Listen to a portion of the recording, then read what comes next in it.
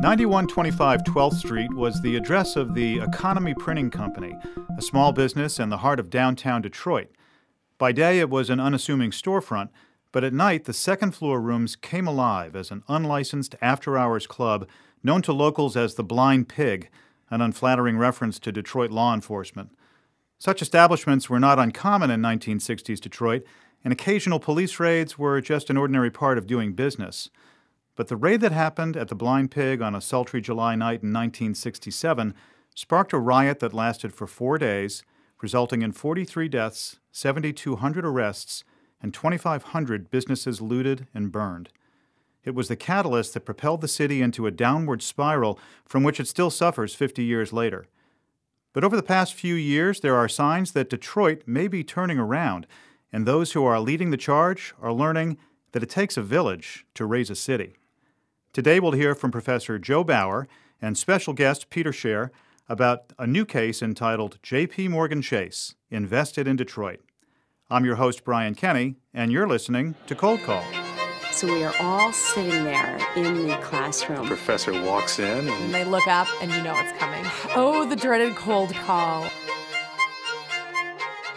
Professor Joe Bower is an expert on corporate strategy, organization, and leadership, and he's kind of a living legend here at Harvard Business School. Flattery there, Joe. Peter Scher is chairman of the Mid-Atlantic region and global head of corporate responsibility for JPMorgan Chase & Company. He also serves as a member of the firm's operating committee. Thank you both for joining me today. Thank you for having us. Thank you. You're coming fresh from the classroom where this case was just taught, so I'll ask you a little bit about that. I want to hear sort of first impressions, first time teaching the case. But let me just ask you, I mean, obviously people know Detroit has been in the headlines usually for all the wrong reasons for a long time now. And as I read this case, I thought, wow, this is the beginning of something big, and it's been noted in other places. So we're going to dig into that. Joe, if you could start just by sort of setting the stage for us, can you set the case up? Who's the protagonist and what's on their mind? The protagonist in the case is Jamie Dimon, the chairman and chief executive of JPMorgan. And it's slightly contrived because he's working with a team, but we're asking the students to think through what JPMorgan has done so far in Detroit, identify the lessons, and then using those lessons somewhat as criteria, decide whether they would recommend that Dimon take the program into other cities. Yeah. What prompted you to write about this? I was talking with Jamie Dimon about some work on governance that he had done with Warren Buffett, and he just started talking about Detroit. And as his style, he said, you really ought to find out what we're doing in Detroit. And as I learned about it, it was just the kind of thing that we're trying to understand, which is where a company takes its skill set and applies it to a set of problems that are not normally thought of as the scope of business, and they do it as an investment. Jamie Dimon's very clear. He's investing in Detroit. He's not giving charity to Detroit. Yeah, and that comes across really clearly in the case. Peter, Jamie might be the sort of uber protagonist in this case, but you're more like the guy on the ground helping to lead this effort in Detroit.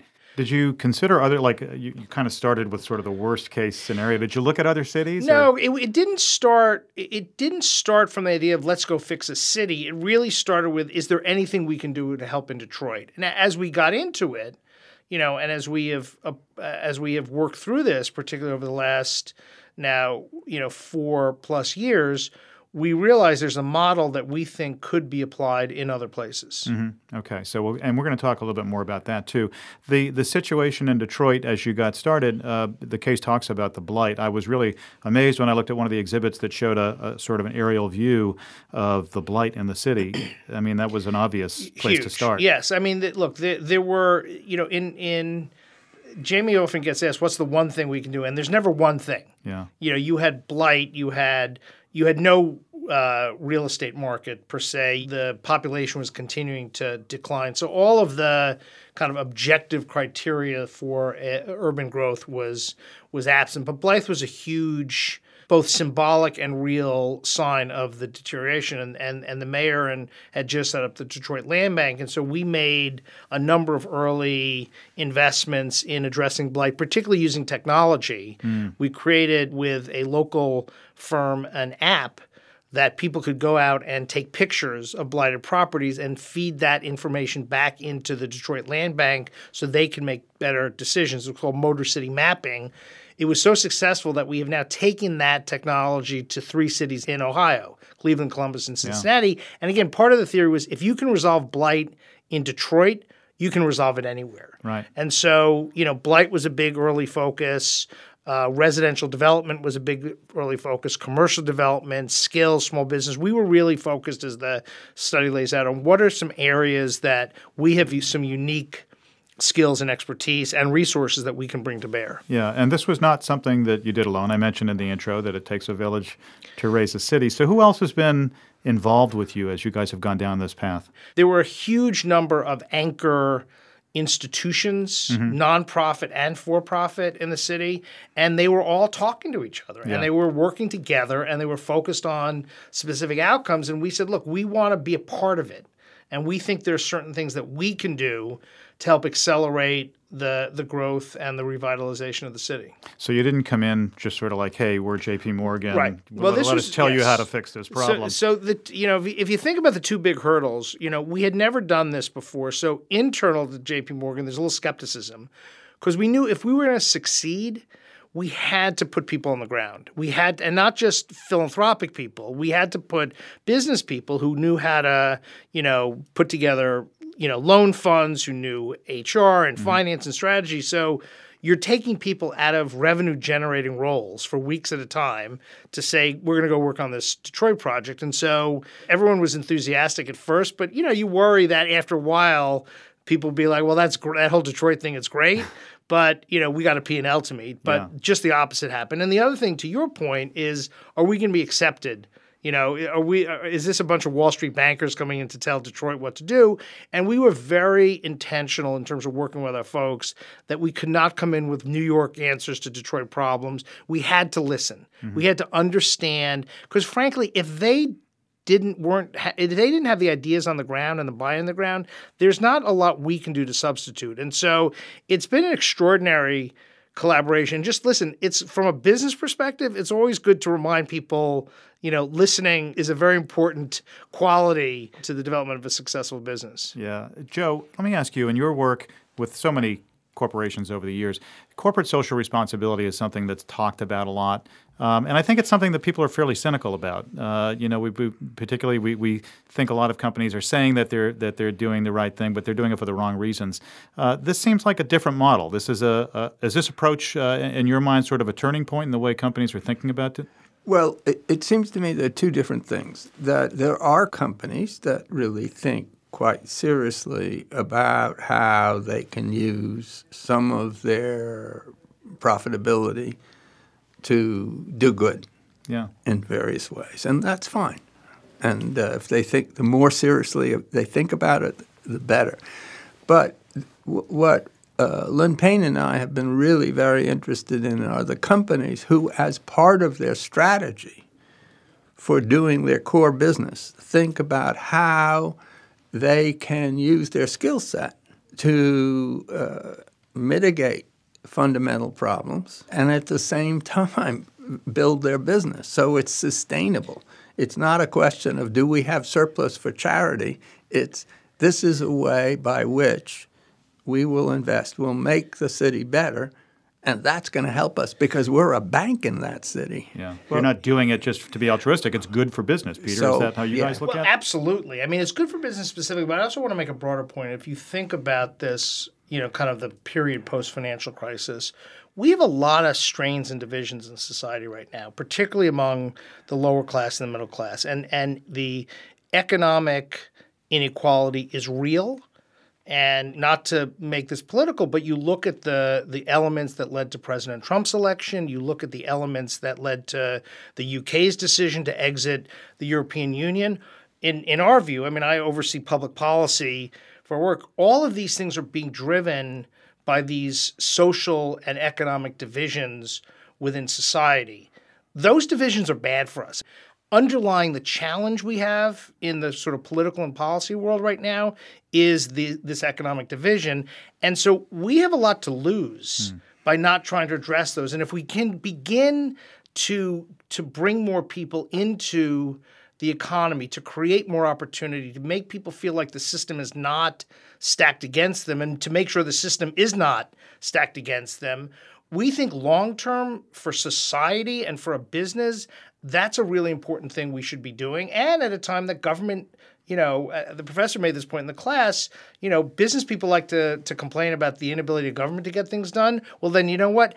Get in the game and be a part of fixing those problems, because your company is dependent on, and your future is dependent on, a more stable society and more stable economy. Yeah, and that's certainly what we've been looking at here at the Business School and with our U.S. Competitiveness Project over the last 5-6 years.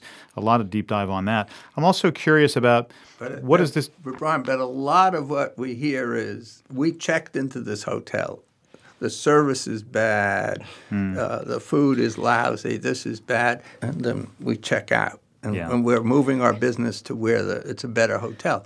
That says that a lot of what we're hearing are people that are part of the problem rather than part of the solution. Yeah. Well, and I think that, what you just said, Professor, when even before Detroit, when we shifted, as you talked about in this case study, our efforts, we made a decision, either we're going to be seen as part of the problem or part of the solution. And, even if we weren't solving all the world's problems, which we don't, you as a business, you want to not only be seen as part of the solution, you actually want to be part of the solution. Yeah. So let me ask you this. Things are going in the right direction, but I'm sure it hasn't been all wine and roses, right? There are issues and challenges that you faced along the way. What would you tell somebody who's thinking about doing this in another city? What kind of advice would you give? So you need to make sure that there's the right kind of collaboration. One of the questions you look at, or our criteria is, particularly you think about Detroit, you have just the sheer size of the city. You could fit Boston and San Francisco into Detroit and still have plenty of room to spare. So there are a lot of neighborhoods that need attention. You can't fix them all. So do you have strong political leadership? Do you have the business community, the nonprofit community? Do you have community buy-in? And do you have this kind of sense of collaboration? It is very difficult. It would be very difficult for any firm, I think, to go in. And are there others who are part of this? And I think this is something important point that was made in the case study. It wasn't like JPMorgan Chase showed up in Detroit and the skies parted and everything was fine. There was a lot of work that went on beforehand. And we said we want to be part of it. So we want to join your efforts. Are there cities that are willing to do that hard work, make those tough choices? If they are, there's a whole lot you could do. Yeah. There's a whole lot you can do. Sounded from the case like Mayor Duggan has been a great partner in this whole thing. Extraordinary. Because this is not your typical political conversation. There's a lot of back and forth. He'll say, here's a problem I have. How do we actually work together to solve it? And there's a big difference between that and, hey, can you write a check to fund this next project? And I think it's again, we were talking about this in the class. If society and the political leadership expect business to play a bigger role, which they should, then they also have to adapt to how they work with business. And simply saying, write a check for my, favorite project is not the way to do. Bring them to the table. Let them be part of the conversation. Yeah. We heard when we were writing the case, we heard from both sides, guys in the mayor's office saying, what's really interesting now is I can pick up the phone and call someone at JPMorgan about a problem, about specific, because they know they've got knowledge that can really help me. The reverse was also true. The people in the bank were kind of thrilled that someone from the mayor's office was calling and asking for what they knew. Isn't that amazing? And it was really powerful. One of our kind of rules of thumb now is if the only thing we're doing is writing a check, that's considered a failure. Yeah. So when you actually take, and I think this is the professor's point, when you take this business-like approach to solving these problems, the scale that you can get to is enormous. Back to your point about the excitement within JPMorgan about this, I would imagine that this is helping you to kind of rebrand JPMorgan to the millennial generation, who are going to be so important to the future of your company, right? They want to be involved in an important way in these kind of things. It's interesting. I didn't think of this certainly when we started this, but it is a big part of how we recruit on campuses. And millennials, look, they want to be part of firms like ours. They may even want to make a lot of money, but they also want to feel like they're having an impact. And when you tell them you can join a firm in which you would have an opportunity to, be a part of this program and go help a community, it's a very powerful thing. And I think we're starting to look at it, but we do a debrief with everyone who's been on the Service Corps, and they will tell us it's been the most impactful and meaningful professional experience. And our odds of retaining that talent, that will pay for itself just, beyond anything else in terms of the cost to a company in terms of lost talent. So I think the benefits to the firm across so many criteria are just enormous. Yeah, great hidden benefit. Yeah. So, Joe, you just taught the class for the first time. Any surprises, unexpected things happen? I was really pushing them very hard that this was unique. It turned out that this was an advanced management class, that one of the guys in the class had a small mortgage bank in California, and they'd done the same thing. So that was fun. I mean, that's what's so great about our classes, is that somebody in the class really knows a lot about what. Yeah. Peter, how about you? What were your... It's been a great day so far, and I think for me, it's great to actually talk to people from other companies, and because part of what we think about now is how do we scale what we're doing, and there's only so much we can do on our own, but can we partner? Well, I think there might be a B case in the offing, Joe. Well, right? There is a B case which follows up, but I won't tell you what's in there. We'll have you back on at that time. Another time. Peter, Joe, thank you so much for joining us today. Thank you, guys. Thanks. If you enjoyed hearing about this case, subscribe to Cold Call on Apple Podcasts or wherever you listen. We post new episodes twice a month, and we'd love to hear your thoughts, so please post a review. I'm Brian Kenny, and you've been listening to Cold Call, an official podcast of Harvard Business School.